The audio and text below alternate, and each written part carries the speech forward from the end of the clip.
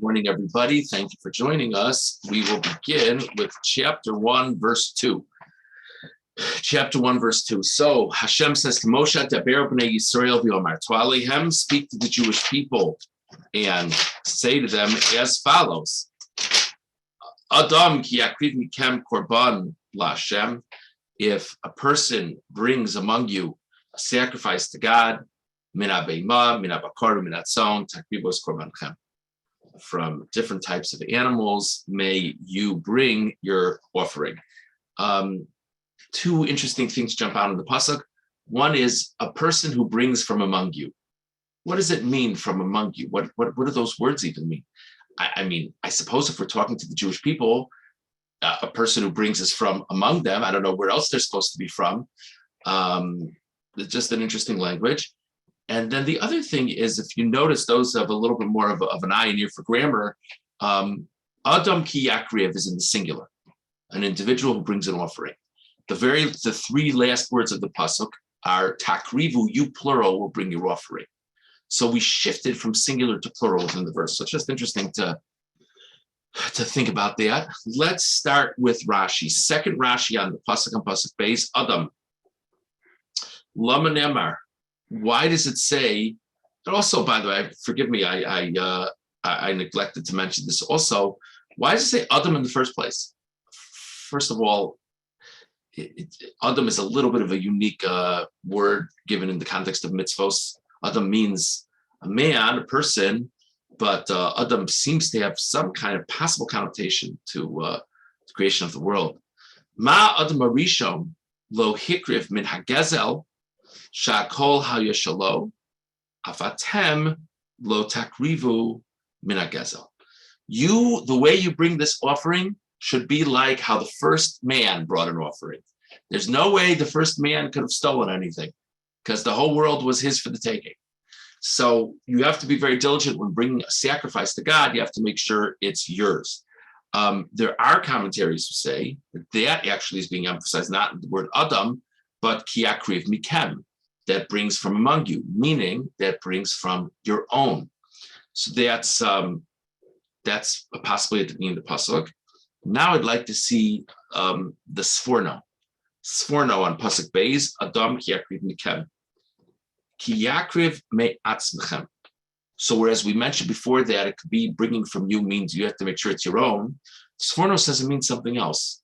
You have to bring from within yourself, meaning bevidui dvarim b'hachna, with expression, the context of a sin offering, with the expression of confession for one's sin, and a feeling of humility. Al derech u'nshalma farim sfasenu, u'ka'amro zivchei elukim ruach nishbara. Like it says in Pasuk in Tehillim, that the ultimate sacrifice to God is a broken spirit. Ki ein chayfetz b'ksilim ha'akrivim bilti achna kodemes. Kvar amru zal b'kem v'lo kol. Okay.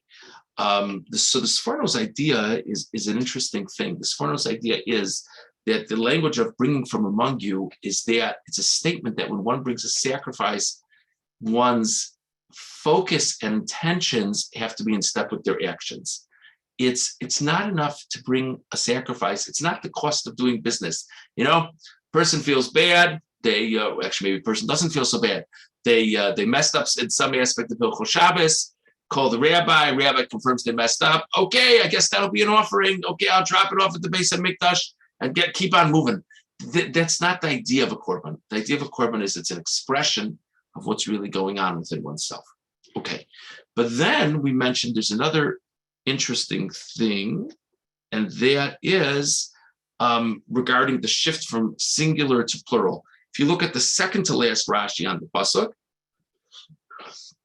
it says takrivu, you should bring, and that's in the plural. Malami, this teaches sheshnayim misnadfim ola b'shutfus, that two people may pledge a korban ola together. You could have two different people who both want to bring a korban offering. Not that they're obligated to bring, but they'd like it's meaningful for them to give an offering in some way. And then they come and they hear the prices of the day.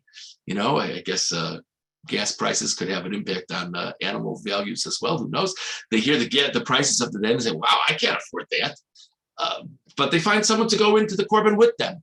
So Rashi says what we learn from shifting from singular to plural is that, of course, normally an offering is brought by an individual, but that it's good to know that an offering may be brought by people together. An interesting idea. Okay, the Kli Yakar goes in totally different direction. Kli Yakar on pasuk base. Adam ki yakriv mikem korban lashem. Hischi b'lashon yachid v'siyem b'lashon rabim. We began in the singular and we close out the pasuk in the plural. Takrivu korban chem. You in the plural should bring your offerings. Umasha pirish Rashi malamet shnaim isnadvim ola b'shutfus. Eino maspik liashiv amikra l'chabro merosha l'sofo. Klo yadanu heichan hifsika inyan. He just says, Rashi's pshat that the reason why it says in the plural is to show that two people could bring it together is very nice, but it doesn't really give us a feel for why we shifted from singular to plural. V'nira lefaresh sharotz lahasir kol makrivet korban lashem shelo yichshalu b'shnei dvarim asher v'nichshalu kain v'hevel shayu b'shonim b'akrovas korban. So Kli Yakar says the Torah is giving us a cautionary note that we not fall into the same traps that both Cain and Hevel fell into. Cain and Hevel, there are certain midrashim that Adam brought a korban. The first people to bring a korban recorded in the Torah, the bringing of the korban, are Cain, and they both were flawed in some way in their offerings. Cain nichshal b'mashehevi mina pachos v'agorua v'uzera pishtan. So the problem, the shortcoming of Cain is he didn't bring such high quality stuff. If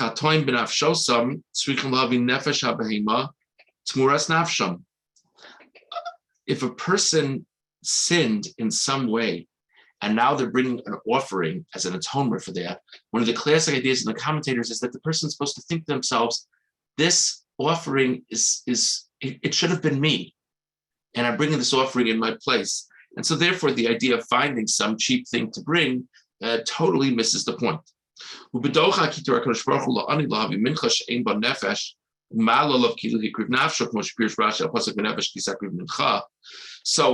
Kli Yakar does say we have a famous idea that a person of financial difficulty is able to bring an offering not of an animal, but just of a flour-based offering.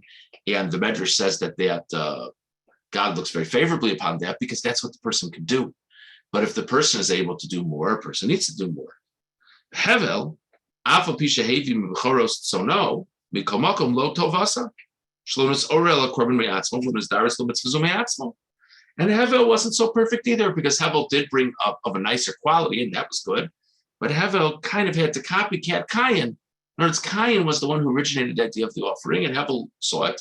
And thought, that's a good idea, I'll do it too. Now, to Hevel's credit, he wasn't dissuaded from the fact that it wasn't his original idea, but still, it's a little bit disappointing they didn't think of it on his own. Rak acher sharash ikriv Cain korban, only once he saw that Cain brought an offering, aznis kanibo, v'hevel ivi gamhu, lahashvos atzmoi love, kimvur lamala parshas. The Yakar actually says, it says in the pasuk that Hevel also brought a korban, and the Kli Yakar actually suggests that what's meant by saying Hevel also brought a korban is actually he had a little bit of a spirit of jealousy. That Cain was so impressive that he brought that korban, and it bothered Hevel that he wasn't equally impressive. So Cain's shortcoming was he didn't give such good quality, and Hevel's shortcoming was that he didn't think of it himself and was somewhat jealous of Cain. Al Cain Amar Adam Ki akriv mikam lashon yachid, and therefore says the Kli Yakar, the pasuk begins talking in the singular. Lo malach shamakriv yek adam arishon b'korbano shayichidi ba'olam. The person who's bringing the offering should be like Adam when he brought the offering, who was the only one in the world. We already touched with Rashi on the idea that the good news that Adam was the only one around, he didn't have to worry about taking something that wasn't his.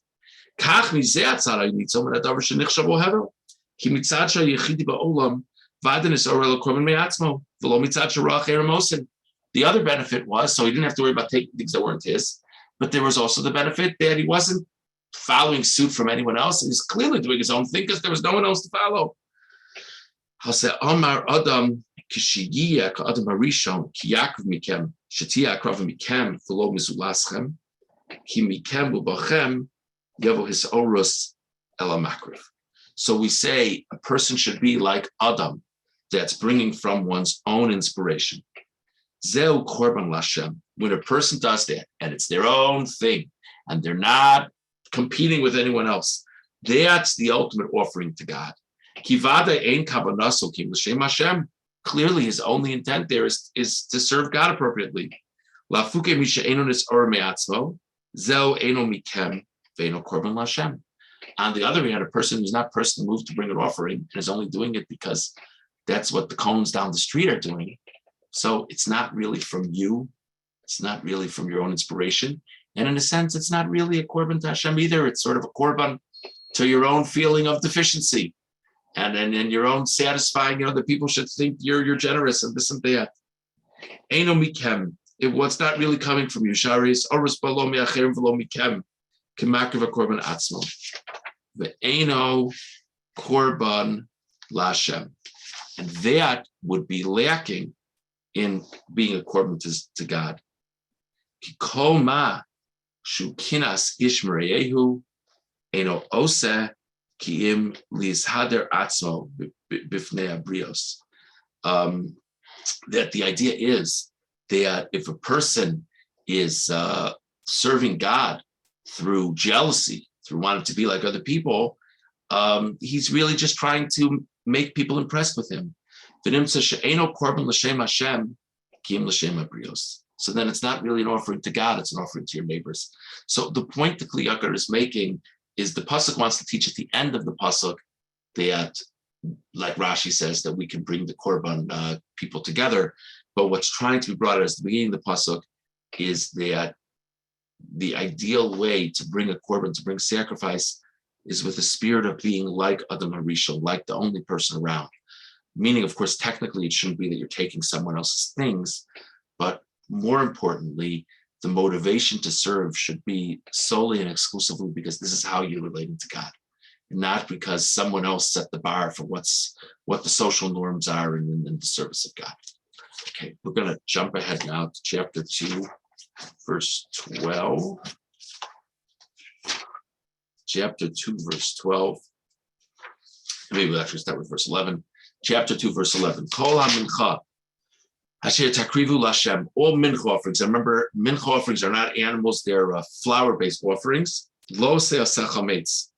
They should not be allowed to become chametz. Like kichol sa'or v'chol dvash, all rising agents and all sweet fruits. Lo saktiru mimenu mishel Hashem. You should not bring them as an offering to God. So there's something bad about chametz in a mincha offering. This is year round, and fruit. Verse 12, Korban Reishis Takrivo Sam Lashem, bring them as an initial offering to God, which we'll talk tomorrow or next time, God willing, about what that even means. But they shouldn't come onto the altar as a fine smell before God. And then 13, and all of your mincha offerings should be mixed with salt. Never